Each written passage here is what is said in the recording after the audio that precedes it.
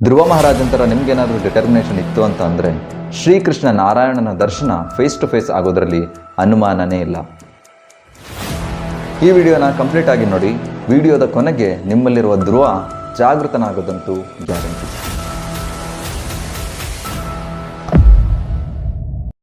ಆಗ ಧ್ರುವ 5 ವರ್ಷದ ಬಾಲಕ, ಬ್ರಹ್ಮನ ಮರಿಮೊಮ್ಮಗ, ಉತ್ತಾನಪಾದನ ಮಗ. ರಾಜ ಉತ್ತಾನಪಾದನಿಗೆ 2 ಹೆಂಡತಿಯರು. ಮೊದಲನೆಯವರು ಸುನೀತಿ, ಎರಡನೆಯವರು ಸುರುಚಿ. ಧ್ರುವನ ತಾಯಿ ಬಂದು ಸುನೀತಿ. ಆದರೆ ರಾಜ ಉತ್ತಾನಪಾದನ ಅತಿಪ್ರಿಯ ಹೆಂಡತಿ ಸುರುಚಿ. ಒಂದು ದಿನ ಸುರುಚಿಯ ಮಗ ಅಪ್ಪನ ತೊಡೆಯ ಮೇಲೆ ಕುತ್ಕೊಂಡು ಆಟ ಆಡ್ತಾ ಇರ್ತಾನೆ. ಅದನ್ನು ನೋಡಿ ಧ್ರುವ ಮಹಾರಾಜನಿಗೂ ಆಸೆ ಆಗುತ್ತೆ. ಧ್ರುವನು ಕೂಡ ಅಪ್ಪನ ತೊಡೆಯ ಮೇಲೆ ಹತ್ತೋಕೆ ಹೋಗ್ತಾನೆ. ಅದನ್ನು ಕಂಡ ಧ್ರುವನ ಚಿಕ್ಕಮ್ಮ ಸುರುಚಿ ಧ್ರುವನನ್ನು ಹತ್ತಲು ಬಿಡೋದಿಲ್ಲ.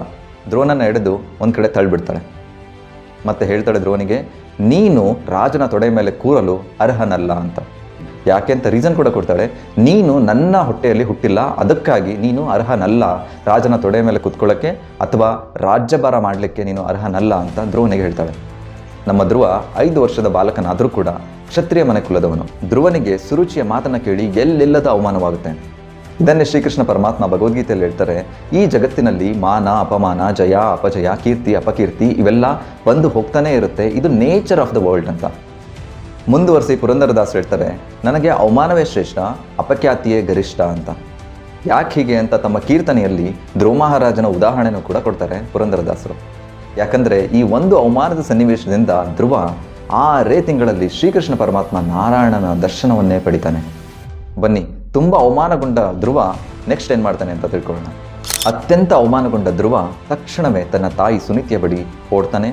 ಮತ್ತು ಎಲ್ಲ ಆದದ್ದನ್ನು ಹೇಳ್ಕೊಳ್ತಾನೆ. ಮತ್ತು ಗೋಗರಿತಾನೆ ಕೂಡ, ಅಮ್ಮ ನನಗೆ ಹೆಲ್ಪ್ ಮಾಡು, ಹೆಲ್ಪ್ ಮೀ ಅಂತ. ಆಗ ತಾಯಿ ಸುನೀತಿ ಹೇಳ್ತಾರೆ, ಐ ಆಮ್ ಹೆಲ್ಪ್ಲೆಸ್, ನಾನು ನಿನಗೆ ಸಹಾಯ ಮಾಡೋಕ್ಕಾಗೋದಿಲ್ಲ. ಯಾಕಂದರೆ ನಾನು ನಿಮ್ಮ ಅಪ್ಪನ ಫೇವ್ರೆಟ್ ವೈಫ್ ಅಲ್ಲ, ಅದು ಸುರುಚಿ, ಸೊ ನಾನು ಹೆಲ್ಪ್ಲೆಸ್ ಅಂತ. ಅದಕ್ಕೆ ಧ್ರುವ ಕೇಳ್ತಾನೆ, ಮತ್ತು ಇನ್ಯಾರು ನನಗೆ ಹೆಲ್ಪ್ ಮಾಡೋಕ್ಕೆ ಸಾಧ್ಯ, ಯಾರು ಸಹಾಯ ಮಾಡ್ತಾರೆ ಅಂತ. ಆಗ ಸುನೀತಿ ಒಂದು ದೊಡ್ಡ ಸಲಹೆಯನ್ನು ಕೊಡ್ತಾರೆ. ಆ ಸುಪ್ರೀಂ ಲಾರ್ಡ್, ಪರಮಪುರುಷೋತ್ತಮ ಶ್ರೀಮನ್ ನಾರಾಯಣ ಒಬ್ಬನೇ ನಿನಗೆ ಹೆಲ್ಪ್ ಮಾಡೋಕ್ಕೆ, ಸಹಾಯ ಮಾಡಲಿಕ್ಕೆ ಸಾಧ್ಯ ಇರೋದು ಅಂತ. ಧ್ರುವ ಇಮಿಡಿಯೇಟ್ಲಿ ಕೇಳ್ತಾನೆ, ಎಲ್ಲಿದ್ದಾನೆ ಆ ನಾರಾಯಣ ಅಂತ. ತಾಯಿ ಸುನೀತಿ ಸರಳ ಸಾಧಾರಣ ಮಹಿಳೆ, ಅಷ್ಟೆಲ್ಲ ಡೀಟೇಲ್ಸ್ ಗೊತ್ತಿರಲ್ಲ. ಆದರೂ ಕೂಡ ಜ್ಞಾನಿ ಮಹರ್ಷಿಗಳಿಂದ ಎಲ್ಲ ಕೇಳಿರ್ತಾರೆ, ಕಾಡಿನಲ್ಲಿ ನಾರಾಯಣ ಇರ್ತಾನೆ, ಅವನ ಮೇಲೆ ತಪಸ್ ಮಾಡಿ ಅವರೆಲ್ಲ ಸಾಕ್ಷಾತ್ಕಾರ ಪಡೆದುಕೊಂಡಿರ್ತಾರೆ ಅಂತ. ಅದಕ್ಕೆ ಧ್ರುವನಿಗೆ ಸುನೀತಿ ಹೇಳ್ತಾರೆ, ಕಾಡಿನಲ್ಲಿ ನಾರಾಯಣ ಸಿಗ್ತಾನೆ ಅಂತ. ಧ್ರುವ ಇಮಿಡಿಯೇಟ್ಲಿ ಹೇಳ್ತಾನೆ, ಹಾಗಾದರೆ ನಾನು ಕಾಡಿಗೆ ಹೋಗ್ತೀನಿ ಅಂತ. ಮೊದಲಿಗೆ ಸುನೀತಿ ತಡೀತಾರೆ, ಕೊನೆಗೆ ಧ್ರುವನಿಗೆ ಆಶೀರ್ವಾದ ಮಾಡಿ ಕಳಿಸ್ಕೊಡ್ತಾರೆ ಕಾಡಿಗೆ. ಧ್ರುವನು ಕೂಡ ಅಷ್ಟೇ ಪ್ಯಾಷನ್ನಿಂದ ಕಾಡಿಗೆ ಹೊರಡ್ತಾನೆ. ಇದನ್ನೆಲ್ಲ ಒಬ್ಬ ಪರ್ಸನಾಲಿಟಿ ಕುತ್ಕೊಂಡು ನೋಡ್ತಾ ಇರ್ತಾರೆ ವೈಕುಂಠದಲ್ಲಿ, ಅವರೇ ಶ್ರೀಮನ್ ನಾರಾಯಣ. ನನ್ನನ್ನು ಹುಡುಕ್ಲಿಕ್ಕೋಸ್ಕರ 5 ವರ್ಷದ ಬಾಲಕ ಕಾಡಿಗೆ ಹೋಗ್ತಾ ಇದ್ದಾನೆ ಅಂತ ಎಲ್ಲದನ್ನೂ ಅಬ್ಸರ್ವ್ ಮಾಡ್ತಾ ಇರ್ತಾರೆ. ಹೀಗೆ ಶ್ರೀಲ ಪ್ರಭುಪಾದರು ಯಾವಾಗಲೂ ಹೇಳ್ತಾರೆ, ನಮ್ಮ ಹಾರ್ಟ್ ಅಂದರೆ ಹೃದಯದಲ್ಲೂ ಕೂಡ ಶ್ರೀಕೃಷ್ಣ ಪರಮಾತ್ಮ ಕುತ್ಕೊಂಡು ಎಲ್ಲದನ್ನು ಅಬ್ಸರ್ವ್ ಮಾಡ್ತಾ ಇರ್ತಾನೆ ಅಂತ. ಯಾವಾಗ ನಾವು ಅವನಿಗೋಸ್ಕರ ಹುಡುಕ್ಲಿಕ್ಕೆ ಅಂತ ಸ್ಟಾರ್ಟ್ ಮಾಡ್ತೀವಿ, ಅವಾಗ ಇಮ್ಮಿಡಿಯೇಟ್ಲಿ ನಾರಾಯಣ ಸ್ಪಿರಿಚುವಲ್ ಮಾಸ್ಟರ್ ಅಂದರೆ ಗುರುವನ್ನು ನಮ್ಮ ಲೈಫಿಗೂ ಕೂಡ ಕಳಿಸ್ತಾನೆ ಅಂತ. ಹಾಗಾಗಿ ನೀವು ಜಪ ಮಾಡ್ತಿದ್ದೀರಾ, ಇಲ್ಲ ಬೇಡ್ಕೋತಾ ಇದ್ದೀರಾ, ಇಲ್ಲ ಏನೋ ಒಂದು ಕೃಷ್ಣನಿಗೋಸ್ಕರ ಮಾಡ್ತಿದ್ದೀರಾ ಅಂತಂದರೆ ಅದನ್ನೆಲ್ಲ ಕೃಷ್ಣ ನೋಡ್ತಾನೇ ಇರ್ತಾನೆ. ಅದೇ ರೀತಿಯಲ್ಲಿ ನಾರಾಯಣ ಧ್ರುವ ಕಾಡಿಗೆ ಹೋಗ್ತಿರೋದನ್ನು ನೋಡಿ ನಾರದ ಮುನಿಯನ್ನು ಕರೆದು ಹೇಳ್ತಾರೆ, ನಾರದ ಮುನಿಯವರೇ, ನೀವು ಹೋಗಿ ಧ್ರುವನನ್ನು ಮೀಟ್ ಮಾಡಿ ಮತ್ತು ಅವನ ಸಿನ್ಸಿಯರಿಟಿನ ಚೆಕ್ ಮಾಡಿ ಅಂತ. ಸಿನ್ಸಿಯರಿಟಿನ ಪರೀಕ್ಷಿಸಿದ ಮೇಲೆ ಅವನು ಸಿನ್ಸಿಯರ್ ಅಂತ ಗೊತ್ತಾದರೆ ಅವನಿಗೆ ಮಾರ್ಗದರ್ಶನ ಮಾಡಿ ಅಂತ ಹೇಳಿ ನಾರಾಯಣ ಕಳಿಸ್ತಾರೆ. ಯಥಾವತ್ತಾಗಿ ನಾರದ ಮುನಿಯವರು ವೈಕುಂಠದಿಂದ ಈ ಭೂಲೋಕಕ್ಕೆ, ಈಗಿನ ಉತ್ತರ ಪ್ರದೇಶದ ಕೃಷ್ಣನ ಎಲ್ಲ ಲೀಲೆ ನಡೆದ ಸ್ಥಳ ವೃಂದಾವನದಲ್ಲಿ ಒಂದು ಸ್ಥಳ, ಅದು ನಾರದ ಕುಂಡದಲ್ಲಿ ಬಂದು ಮೀಟ್ ಮಾಡ್ತಾರೆ. 5 ವರ್ಷದ ಧ್ರುವನನ್ನು ನೋಡಿ ನಾರದ ಮುನಿಯವರು ಕೇಳ್ತಾರೆ, ಹೇ ಬಾಲಕ, ಈ ಕಾಡಿನಲ್ಲಿ ನೀನು ಏನು ಮಾಡ್ತಾ ಇದೀಯಾ, ಏನಕ್ಕೆ ಬಂದೆ, ಏನನ್ನ ಹುಡುಕ್ತಾ ಇದೆಯಾ ಅಂತ. ಧ್ರುವ ಹೇಳ್ತಾನೆ, ನಾನು ನಾರಾಯಣನ ಹುಡ್ಕೊಂಡು ಬಂದಿದ್ದೀನಿ, ನಾನು ಕೇಳೋದು ಆ ಭಗವಂತ ಕೊಡೋಕ್ಕೆ ಮಾತ್ರ ಸಾಧ್ಯ, ಹಾಗಾಗಿ ಅವನ ಮೇಲೆ ತಪಸ್ಸು ಮಾಡಿದರೆ ಸಿಗುತ್ತೆ ಅಂತ ನಮ್ಮ ಅಮ್ಮ ಹೇಳಿದ್ದಾರೆ, ಸೊ ಹಾಗಾಗಿ ಬಂದಿದ್ದೀನಿ ಅಂತ. ಇದನ್ನೆಲ್ಲ ಕೇಳಿ ನಾರದ ಮುನಿಯವರು ಮೊದಲಿಗೆ ಡಿಸ್ಕರೇಜ್ ಮಾಡೋಕ್ಕೆ ಸ್ಟಾರ್ಟ್ ಮಾಡ್ತಾರೆ, ಧ್ರುವನ ಸಿನ್ಸಿಯರಿಟಿ ಚೆಕ್ ಮಾಡಲಿಕ್ಕೆ. ಮೊದಲಿಗೆ ಹೇಳ್ತಾರೆ, ನಿನ್ನ ವಯಸ್ಸು ತುಂಬ ಚಿಕ್ಕದು, ಈ ವಯಸ್ಸಲ್ಲೆಲ್ಲ ತಪಸ್ ಮಾಡಬಾರ್ದು, ಹೋಗಿ ನಿನ್ನ ಗೆಳೆಯರ ಜೊತೆ ಆಟ ಆಡ್ಕೊಂಡಿರು ಅಂತ. ನೋಡಿ ಎಷ್ಟು ಕನ್ವಿನ್ಸಿಂಗ್ ಆಗಿದೆ ಅಲ್ವಾ. ಅದೇ ರೀತಿ ನಮ್ಮ ಲೈಫ್ನಲ್ಲೂ ಕೂಡ ಯಾವಾಗ ಭಕ್ತಿಯನ್ನು ಶುರು ಮಾಡ್ತೀವಿ, ಆವಾಗ ತುಂಬ ಜನ ಬಂದು ಡಿಸ್ಕರೇಜ್ ಮಾಡಲಿಕ್ಕೆ ಸ್ಟಾರ್ಟ್ ಮಾಡ್ತಾರೆ. ಅವ್ರು ಹೇಳ್ತಾರೆ, ಇನ್ನು ನಿಂದು 18, 20, 25 ವರ್ಷ, ಇದು ತುಂಬ ಚಿಕ್ಕ ಏಜು, ಇವಾಗ ನೀನು ಯಾಕೆ ಭಗವದ್ಗೀತೆ ಓದ್ತಾ ಇದೆಯಾ, ಅಥವಾ ನಾಮಜಪ ಮಾಡ್ತಾ ಇದೆಯಾ, ಯಾಕೆ ಹರೇ ಕೃಷ್ಣ ಮಂತ್ರ ಚಾಂಟಿಂಗ್ ಮಾಡ್ತೀಯಾ, ಯಾಕೆ ಉಪವಾಸ ಮಾಡ್ತೀಯಾ, ಇದನ್ನೆಲ್ಲ 60 ವರ್ಷದಲ್ಲಿ ಮಾಡಬೇಕಾಗಿರೋದು ಅಂತ. ಆಗ ನಾವು ಧ್ರುವನ ಡಿಟರ್ಮಿನೇಷನ್ ತೊಗೊಂಡು ಮುನ್ನುಗ್ಗಬೇಕೆ ಹೊರತು ಹಿಂದಕ್ಕೆ ಸರಿಬಾರ್ದು. ಈ ರೀತಿ ನಾರದ ಮುನಿಯವರು ಡಿಸ್ಕರೇಜ್ ಮಾಡಿದಾಗ ಧ್ರುವ ಹೇಳ್ತಾನೆ, ನನಗೆ ಕೃಷ್ಣ ಬೇಕು ಅಷ್ಟೇ, ಅದನ್ನು ಮಾತ್ರ ನೀನು ತೋರಿಸಿ ಅಂತ. ಮೊದಲನೇ ಡಿಸ್ಕರೇಜ್ಮೆಂಟ್ನ ಧ್ರುವ ಗೆದ್ದ ತಕ್ಷಣ ನಾರದ ಮುನಿಯವರು ಧ್ರುವನ್ಗೆ ಹೇಳ್ತಾರೆ, ನೀನು ಬರ್ತಾ ಇರೋದು ಇದು ಕಾಡು, ಇಲ್ಲಿ ನಿನಗೆ ಟಿಫನ್ ಸಿಗಲ್ಲ, ಲಂಚ್ ಸಿಗಲ್ಲ, ಡಿನ್ನರ್ ಸಿಗಲ್ಲ, ಏನು ಸಿಗಲ್ಲ, ನೀನು ಒಬ್ಬಂಟಿಯಾಗಿರ್ತೀಯ, ಸಿಕ್ಕಾಬಟ್ಟೆ ಡಿಫಿಕಲ್ಟೀಸ್ ಅಂದರೆ ತೊಂದರೆಗಳಿರ್ತವೆ ಅಂತ. ನಾರದ ಮುನಿಯವರ ಈ ಮಾತು ಕೂಡ ಧ್ರುವನಿಗೆ ಡಿಸ್ಕರೇಜ್ ಮಾಡಲಿಲ್ಲ. ನನಗೆ ನಾರಾಯಣ ಬೇಕೇ ಬೇಕು, ನಾನು ನಾರಾಯಣನ ಸಾಕ್ಷಾತ್ಕಾರ ಮಾಡ್ಕೊಳ್ಳೇಬೇಕು ಅಂತ ಧ್ರುವ ಮತ್ತೆ ಕೇಳ್ತಾನೆ. ಮತ್ತೆ ನಾರದ ಮುನಿಯವರು ಡಿಸ್ಕರೇಜ್ ಮಾಡ್ಲಿಕ್ಕೆ ಸ್ಟಾರ್ಟ್ ಮಾಡ್ತಾರೆ. ಧ್ರುವ ನೋಡು, ಇಲ್ಲಿ ಏನು ಫೆಸಿಲಿಟೀಸ್ ಇಲ್ಲ, ನೀನು ಪ್ಯಾಲೇಸ್ ಅರಮನೆಯಲ್ಲಿದ್ದವನು, ಆ ಅರಮನೆಯಲ್ಲಿ 100 ಸೇವಕರಿದ್ರು, ನೀನು ಇದು ಬೇಕು ಅದು ಬೇಕು ಅಂದ ತಕ್ಷಣ ಇಮ್ಮಿಡಿಯೇಟ್ಲಿ ನಿನಗೆ ತಂದು ಕೊಡೋಕ್ಕಿದ್ರು. ಇಲ್ಲಿ ಅದು ಯಾವುದು ಫೆಸಿಲಿಟೀಸ್ ಇರೋದಿಲ್ಲ, ಊಟಕ್ಕಿರುತ್ತೋ ಇಲ್ಲೋ ಅದು ಗೊತ್ತಿಲ್ಲ, ನಿನಗೆ ಕಂಫರ್ಟ್ ಇರೋದಿಲ್ಲ, ನಿನಗೆ ಮನೆ ಇಲ್ಲ, ಏನು ಮಾಡ್ತೀಯ ಇಲ್ಲಿ ಅಂತ. ಅದಕ್ಕೆ ಧ್ರುವ ಹೇಳ್ತಾನೆ, ಐ ಡೋಂಟ್ ಕೇರ್, ನಾನು ಅದು ಯಾವುದಕ್ಕೂ ಕೇರ್ ಮಾಡೋದಿಲ್ಲ, ಐ ವಾಂಟ್ ಕೃಷ್ಣ ಅಂತ. ನಾರದ ಮುನಿಯವರು ಇದನ್ನೆಲ್ಲ ಕೇಳಿ ನೆಕ್ಸ್ಟ್ ಲೆವೆಲ್ ಡಿಸ್ಕರೇಜ್ ಮಾಡ್ಲಿಕ್ಕೆ ಸ್ಟಾರ್ಟ್ ಮಾಡ್ತಾರೆ.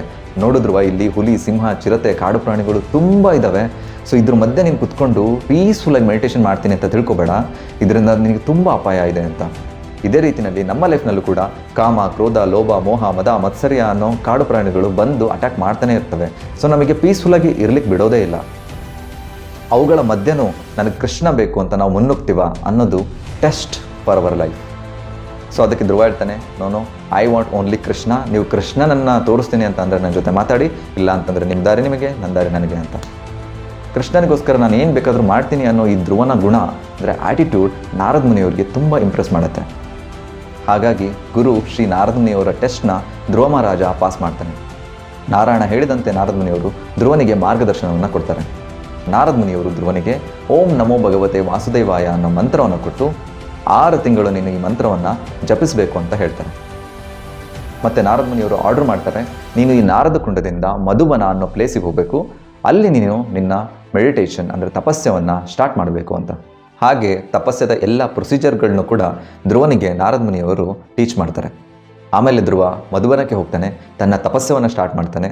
ದಿನವೂ ಕೂಡ ಮಧುಬನದಿಂದ ಮಥುರೆಯ ಯಮುನಾ ತಟಕ್ಕೆ ಹೋಗಿ ಅಲ್ಲಿ ಸ್ನಾನ ಮಾಡಿಕೊಂಡು ಮತ್ತೆ ಮಧುಬನಕ್ಕೆ ಬಂದು ತಪಸ್ಯವನ್ನು ಮಾಡ್ತಾ ಇರ್ತಾನೆ. ಇವಾಗಲೂ ಕೂಡ ಮಥುರೆಯ ಯಮುನಾ ತಟದಲ್ಲಿ ನೋಡ್ಬೋದು ಧ್ರುವ ಘಾಟ್ ಅಂತಲೇ ಇದೆ.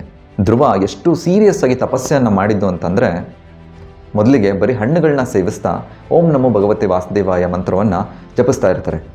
2 ತಿಂಗಳಾದಮೇಲೆ ಹಣ್ಣುಗಳನ್ನ ನಿಲ್ಲಿಸಿ ಬರೀ ಎಲೆಗಳನ್ನ ತಿಂತಾ ಈ ಮಂತ್ರವನ್ನು ಜಪಿಸ್ತಾ ಇರ್ತಾರೆ. ಮತ್ತು 2 ತಿಂಗಳಾದಮೇಲೆ ಬರೀ ಉಸಿರಾಟದಿಂದ ತಪಸ್ಸವನ್ನು ಮಾಡ್ತಾ ಇರ್ತಾರೆ. ಆ 2 ತಿಂಗಳಾದಮೇಲೆ ಉಸಿರಾಟವನ್ನು ನಿಲ್ಲಿಸ್ಬಿಡ್ತಾರೆ. ಇಂಥ ಘೋರ ತಪಸ್ಸಕ್ಕೆ ಇಡೀ ಬ್ರಹ್ಮಾಂಡವೇ ಅಲ್ಲೋಲ ಕಲ್ಲೋಲವಾಗುತ್ತೆ. ಭಗವದ್ಗೀತೆಯಲ್ಲಿ ಶ್ರೀಕೃಷ್ಣ ಹೇಳುವಂತೆ ಎಲ್ಲರ ಹೃದಯದಲ್ಲಿ ಪರಮಾತ್ಮನಾಗಿ ಆ ಭಗವಂತ ಕೂತಿರ್ತಾನೆ. ಮತ್ತು ಯೋಗ ಅಂದರೆ ನಾವು ಆ ಪರಮಾತ್ಮನ ಮೇಲೆ ಧ್ಯಾನವನ್ನು ಮಾಡೋದನ್ನ ಯೋಗ ಅಂತ ಕರಿತೀವಿ. ಅದೇ ರೀತಿಯಲ್ಲಿ ಧ್ರುವ ತನ್ನ ಹೃದಯದಲ್ಲಿರೋ ಪರಮಾತ್ಮನ ಮೇಲೆ ಧ್ಯಾನವನ್ನು ಮಾಡ್ತಾ ಇರ್ತಾನೆ. ಅವನಿಗೆ ತಪಸ್ಸಿನಿಂದ ಎಷ್ಟು ಸಾಕ್ಷಾತ್ಕಾರ ಆಗಿತ್ತು ಅಂತಂದರೆ, ತನ್ನ ಹೃದಯದಲ್ಲಿ ಪರಮಾತ್ಮನನ್ನು ಕಾಣ್ತಾನೆ ಇರ್ತಾನೆ. ಒಂದು ಕ್ಷಣ ಧ್ರುವನಿಗೆ ಭಗವಂತ ತನ್ನ ಹೃದಯದಲ್ಲಿ ಕಾಣಿಸೋದಿಲ್ಲ. ಆಗ ಧ್ರುವ ತಬಿಬ್ಬಾಗಿ ತನ್ನ ಕಣ್ಣುಗಳನ್ನ ಬಿಡ್ತಾನೆ. ನೋಡಿದರೆ ಸಾಕ್ಷಾತ್ ನಾರಾಯಣ ನಿಂತಿದ್ದಾನೆ. ಧ್ರುವ ಸಾಕ್ಷಾತ್ ನಾರಾಯಣನ ರೂಪವನ್ನು ನೋಡಿ ಇಮಿಡಿಯೇಟ್ಲಿ ಎಕ್ಸೈಟ್ ಆಗ್ತಾನೆ. ಏನು ಮಾತಾಡಬೇಕಂತ ಗೊತ್ತಾಗಲ್ಲ, ಆನಂದ ಬಾಷ್ಪ ಬರ್ತಾ ಇರುತ್ತೆ, ಕಣ್ಣಲ್ಲಿ ನೀರು ಸುರಿತಾನೇ ಇರುತ್ತೆ. ತನ್ನ ಎಮೋಷನ್ನ ಕಂಟ್ರೋಲ್ ಮಾಡೋಕ್ಕೆ ಆಗ್ತಾ ಇರೋದಿಲ್ಲ. ಆದರೆ ಧ್ರುವ ಭಗವಂತನಿಗೆ ನಾನು ಏನಾದರೂ ಪ್ರೇ ಮಾಡಬೇಕು ಅಂತ ಆಸೆ ಪಡ್ತಾ ಇರ್ತಾನೆ. ಧ್ರುವ 5-6 ವರ್ಷದ ಬಾಲಕ, ಅವನಿಗೆ ಯಾವುದು ಪ್ರೇಯರ್ಸ್ಗಳು ಗೊತ್ತಿರೋದಿಲ್ಲ. ನಾರದ ಮುನಿ ಹೇಳ್ಕೊಟ್ಟಿದ್ದೇ ಒಂದು ಓಂ ನಮೋ ಭಗವತೆ ವಾಸುದೇವಾಯ ಅಂತ. ಎಲ್ಲರ ಆಸೆಯನ್ನು ಬಲ್ಲವನಾದಂಥ ಭಗವಂತ ಧ್ರುವನ ಆಸೆಯನ್ನು ಕೂಡ ಈಡೇರಿಸ್ತಾನೆ. ಭಗವಂತ ತನ್ನ ಶಂಖವನ್ನು ತಗೊಂಡು ಧ್ರುವನ ತಲೆಗೆ ಮುಟ್ಟಿಸ್ತಾನೆ. ಶಂಖ ಧ್ರುವನ ತಲೆಯನ್ನು ಮುಟ್ಟಿದ ತಕ್ಷಣವೇ ಎಲ್ಲ ವೇದಗಳ ಸಾರ ಧ್ರುವನ ಹಾರ್ಟ್ನಲ್ಲಿ ರಿವೀಲ್ ಆಗುತ್ತೆ. ಅಂದರೆ ಧ್ರುವ ಪರಿಪೂರ್ಣ ಜ್ಞಾನಿ ಆಗ್ತಾನೆ. ನಾವು ಅಂದ್ಕೊಳ್ತೀವಿ ಎಲ್ಲದನ್ನು ಓದಿದ್ರೆ ಮಾತ್ರ ನಾವು ಜ್ಞಾನಿಗಳಾಗ್ತೀವಿ ಅಂತ. ಆದರೆ ಧ್ರುವನ ಎಕ್ಸಾಂಪಲ್, ಧ್ರುವನ ಉದಾಹರಣೆಯನ್ನು ತಗೊಂಡು ನೋಡ್ಬೋದು. ಭಗವಂತ ಮತ್ತು ಗುರುವಿನ ದಯೆ ಇದ್ದರೆ ಯಾರು ಬೇಕಾದರೂ ಜ್ಞಾನಿಗಳಾಗ್ಬೋದು ಅಂತ. ಆಗ ಧ್ರುವ ತನ್ನ ಪ್ರೇಯರ್ನ ನಾರಾಯಣನಿಗೆ ಅರ್ಪಿಸ್ತಾನೆ. ಧ್ರುವ ಹೇಳ್ತಾನೆ, ಕಾಚಂ ವಿಚಿನ್ವಾನ್ ಅಪಿ ದಿವ್ಯರತ್ನಂ, ನಾನು ಗಾಜಿನ ಚೂರುಗಳನ್ನ ಹುಡ್ಕೊಂಡು ಬಂದೆ, ಆದರೆ ನನಗೆ ದಿವ್ಯ ರತ್ನವೇ ಸಿಕ್ಕಿದೆ ಅಂತ. ಧ್ರುವ ಮಹಾರಾಜ ಈ ಬಂಗಾರ, ಪ್ರಾಪರ್ಟಿ, ವೆಲ್ತ್ ಎಲ್ಲದಕ್ಕೂ ಗಾಜಿನ ಚೂರುಗಳು ಅಂತ ಹೇಳ್ತಾ ಇರೋದು. ಮತ್ತು ದಿವ್ಯ ರತ್ನ ಅಂತಂದರೆ ಅದು ನಾರಾಯಣನಿಗೆ ಹೇಳ್ತಾ ಇರೋದು. ಮುಂದೆ ಹೇಳ್ತಾನೆ ಧ್ರುವ, ಸ್ವಾಮಿನ್ ಕೃತಾರ್ಥೋಸ್ಮಿ ವರಂ ನಯಾಚೆ ಅಂತ. ಹಾಗಂದರೆ ಓ ಕೃಷ್ಣ, ನಾರಾಯಣ, ನೀನು ನನಗೆ ವರವನ್ನು ಕೇಳೋಕೆ ಹೇಳ್ತಿದ್ಯಾ, ಆದರೆ ವರವನ್ನು ಕೇಳೋದು ಯಾರು ಗೊತ್ತಾ? ಯಾರು ತೃಪ್ತಿಯಿಂದ ಇಲ್ಲ, ಯಾರ ಹತ್ರ ಏನೋ ಒಂದು ಇರೋದಿಲ್ಲ, ಅವರು ನಿನ್ನನ್ನು ಬಂದು ವರ ಕೇಳೋದು. ಆದರೆ ನನ್ನ ಹತ್ರ ಎಲ್ಲನೂ ಇದೆ, ನಾನು ಸಂಪೂರ್ಣವಾಗಿ ತೃಪ್ತಿಯಾಗಿದ್ದೀನಿ, ನಾನು ಯಾವ ವರವನ್ನು ನಿನ್ನ ಹತ್ರ ಕೇಳಲಿ? ಸ್ವಾಮಿನ್ ಕೃತಾರ್ಥೋಸ್ಮಿ ವರಂ ನಯಾಚೆ. ಕನ್ಕ್ಲೂಷನಿಗೆ ಬರೋದಾದರೆ ಧ್ರುವ ಬಂದಿದ್ದು ನನ್ನ ತಂದೆಗಿಂತ ನನ್ನ ಶ್ರೀಮಂತನನ್ನಾಗಿ ಮಾಡುವಂಥ ನಾರಾಯಣನನ್ನು ಕೇಳೋಕ್ಕೆ. ಅದೇ ರೀತಿ ನೀವೆಲ್ಲರೂ ನಾರಾಯಣನ ಹತ್ರ ಬರ್ಬೋದು. ಆದರೆ ಭಕ್ತಿಯ ಪ್ರಾಸೆಸ್ನಲ್ಲಿ ಅದೆಲ್ಲ ಹೋಗಿ ಲಾಸ್ಟ್ಗೆ ಧ್ರುವನ ಕನ್ಕ್ಲೂಷನ್ ನಮಗೂ ಬರಬೇಕು, ಸ್ವಾಮಿನ್ ಕೃತಾರ್ಥೋಸ್ಮಿ ವರಂನ ಯಾಚೆ ಅಂತ. ಏನೋ ಒಂದು ಭೌತಿಕ ವಸ್ತುವನ್ನು ಕೇಳೋಕ್ಕೆ ಬಂದ ಧ್ರುವ ಹೇಗೆ ಶುದ್ಧ ಭಕ್ತನಾಗಿದ್ದು ಅಂತಂದರೆ 3 ಥಿಂಗ್ಸ್ನ ನಾವು ಅಬ್ಸರ್ವ್ ಮಾಡ್ಬೋದು. ಒಂದು, ಡಿಸ್ಕರೇಜ್ಮೆಂಟ್ ಬಂದಾಗ ಅವನು ಕೇರ್ ಮಾಡಲಿಲ್ಲ. ಯಾವುದೇ ಡಿಸ್ಕರೇಜ್ಮೆಂಟ್ ಬಂದರೂ ಐ ವಾಂಟ್ ಕೃಷ್ಣ, ನನಗೆ ಕೃಷ್ಣ ಬೇಕು, ಅವ್ನಿಗೆ ದಾರಿ ತೋರಿಸಿ ಅಂತ ಹೇಳಿದಾಗ ನಾರದ್ ಮುನಿಯವರು ಇಂಪ್ರೆಸ್ ಆಗಿ ಅವನಿಗೆ ಗೈಡೆನ್ಸ್ ಕೊಡ್ತಾರೆ. ಅದು ಒಂದು, ಡಿಸ್ಕರೇಜ್ಮೆಂಟಿಗೆ ಯಾವುದೇ ಕಾರಣಕ್ಕೂ ನಾವು ವೀಕ್ ಆಗಬಾರ್ದು. ಎರಡನೇದು ಬಂದು ಹಾರ್ಡ್ ವರ್ಕ್. ಕೃಷ್ಣನ ಸಾಕ್ಷಾತ್ಕಾರ ಸುಮ್ಮನೆ ಕೂತ್ರೆ ಆಗೋದಿಲ್ಲ, ನಾವು ಧ್ರುವನ ಥರ ಹಾರ್ಡ್ ವರ್ಕ್ ಮಾಡಲಿಕ್ಕೆ ರೆಡಿ ಇರಬೇಕು. ನೀವು ಈ ವಿಡಿಯೋದಲ್ಲಿ ಹಿಂದೆ ಕೇಳಿರ್ಬೋದು ಧ್ರುವ ಯಾವ ರೀತಿ ತನ್ನ ತಪಸ್ಸವನ್ನು ಇಂಟೆನ್ಸಿಫೈ ಮಾಡ್ದ ಅಂತ.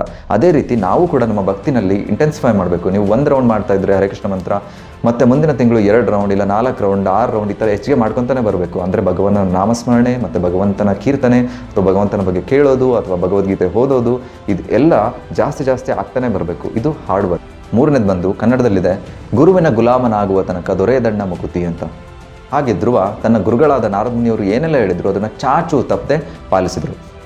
ಅದೇ ರೀತಿಯಲ್ಲಿ ನಾವು ಕೂಡ ಶ್ರೀಲ ಪ್ರಭುಪಾದರು ಹೇಳಿರೋದನ್ನೆಲ್ಲ ಚಾಚು ತಪ್ಪದೆ ಪಾಲಿಸಿದರೆ ಕೃಷ್ಣನ ಸಾಕ್ಷಾತ್ಕಾರ ಆಗೋದು ಡೌಟೇ ಇಲ್ಲ. ಫೈನಲಿ ಧ್ರುವ ಮಹಾರಾಜ ನಮಗೆ ಬಿಗ್ಗೆಸ್ಟ್ ಲೆಸನ್ನ ಹೇಳ್ಕೊಡ್ತಾರೆ. ಧ್ರುವನಿಗೆ ಭಗವಂತ ಸಾಕ್ಷಾತ್ಕಾರ ಆಗಿ ಅವನಿಗೆ ವರ ಕೇಳು ಅಂದಾಗಲೂ ಕೂಡ ನನಗೆ ಯಾವ ವರನೂ ಬೇಡ, ನನಗೆ ನೀನಿದ್ರೆ ಸಾಕು ಅನ್ನೋದು. ಅದೇ ರೀತಿಯಲ್ಲಿ ನಾವು ಕೂಡ ಭಗವಂತನಿಗೆ ಏನೂ ಕೇಳಬಾರ್ದು, ಭಗವಂತನ ಪ್ರೀತಿ, ಭಕ್ತಿ, ಸೇವೆಗಳನ್ನು ಬಿಟ್ಟು. ಅಷ್ಟೇ ಅಲ್ಲ, ಧ್ರುವ ಮಹಾರಾಜನ ಬದುಕಿನ ಕೊನೆಗಾಲದಲ್ಲಿ ವಿಷ್ಣು ದೂತರು ಬಂದು ಪುಷ್ಪಕಮಾನದಲ್ಲಿ ಧ್ರುವ ಮಹಾರಾಜನ ಬಾ ಅಂತ ಕರೆದಾಗ ಧ್ರುವ ಮಹಾರಾಜ ಹೇಳ್ತಾನೆ, ನನ್ನ ತಾಯಿನೂ ಕೂಡ ನಾನು ಕರ್ಕೊಂಬರ್ಬೇಕು ಅಂತ. ಆವಾಗ ಅವ್ರು ಹೇಳ್ತಾರೆ, ಅಲ್ಲಿ ನೋಡು ಇನ್ನೊಂದು ಪುಷ್ಪಕಮಾನದಲ್ಲಿ ನಿನ್ನ ತಾಯಿ ಕೂಡ ಬರ್ತಿದ್ದಾರೆ ಅಂತ. ಇದರ ಅರ್ಥ ಏನಪ್ಪ ಅಂತ ಅಂದರೆ, ಯಾರು ಭಕ್ತಿಯನ್ನು ಮಾಡ್ತಿರ್ತಾರೆ ಅವರು ತಮಗೋಸ್ಕರ ಅಷ್ಟೇ ಅಲ್ಲ, ಅವರಿಂದ ಎಲ್ಲರಿಗೂ ಬೆನಿಫಿಟ್ ಆಗುತ್ತೆ, ಎಸ್ಪೆಷಲಿ ಅವರ ಪೋಷಕರಾಗಿರ್ಬೋದು, ಅವರ ಕುಟುಂಬ ವರ್ಗಕ್ಕೆ. ಈ ರೀತಿಯಲ್ಲಿ ಧ್ರುವ ಮತ್ತು ಧ್ರುವನ ತಾಯಿ ವೈಕುಂಠ ಲೋಕಕ್ಕೆ ಹೋಗ್ತಾರೆ. ಆಮೇಲೆ ಧ್ರುವನ ಸಿನ್ಸಿಯರ್ ಡಿವೋಷನ್ನ ನೋಡಿ ನಾರಾಯಣ ಧ್ರುವನಿಗೋಸ್ಕರ ಧ್ರುವತಾರೆ ಅನ್ನೋ ನಕ್ಷತ್ರವನ್ನೇ ಧ್ರುವನಿಗೆ ಗಿಫ್ಟ್ ಆಗಿ ಕೊಡ್ತಾನೆ. ಈಗಲೂ ಕೂಡ ನಾವು ಮಾತಾಡೋ ಧ್ರುವತಾರೆ ನಾರಾಯಣ ಅತಿ ಪ್ರೀತಿಯಿಂದ ಧ್ರುವನಿಗೆ ಗಿಫ್ಟ್ ಕೊಟ್ಟಿರೋವಂಥ ವಸ್ತು. ಇದಾಗಿತ್ತು ಧ್ರುವ ಮಹಾರಾಜನ ಅತ್ಯಂತ ಸ್ಫೂರ್ತಿದಾಯಕ ಇತಿಹಾಸ. ಕಮೆಂಟ್ ಮಾಡಿ ನೀವು ಧ್ರುವ ಮಹಾರಾಜನಿಂದ ಏನೇನೆಲ್ಲ ಕಲಿತ್ರಿ ಅಂತ. ಮತ್ತು ನೆಕ್ಸ್ಟ್ ವಿಡಿಯೋ ಯಾರ ಬಗ್ಗೆ ನೋಡಲು ಇಷ್ಟಪಡ್ತೀರಾ ಅಂತ ಕೂಡ ಕಮೆಂಟ್ ಮಾಡಿ. ಹರೇ ಕೃಷ್ಣ. ಓಂ ನಮೋ ಭಗವತೆ ವಾಸುದೇವಾಯ.